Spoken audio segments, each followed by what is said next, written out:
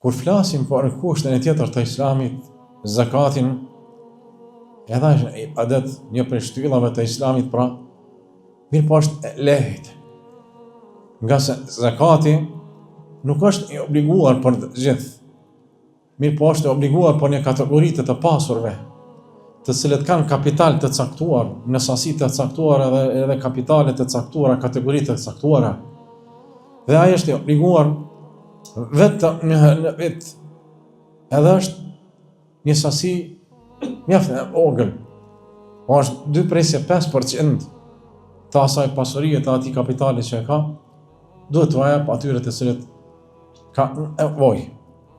Thjesht personi i cili gjatë gjithë vitit i ka pas shembull 10.000 euro, të cilët i ka pas dhe punuara, atëherë kur kalon koha një vit,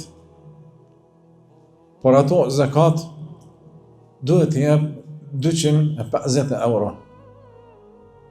250 euro, por 10.000 euro nuk janë asgjë. Dhe ato janë vetëm një vit.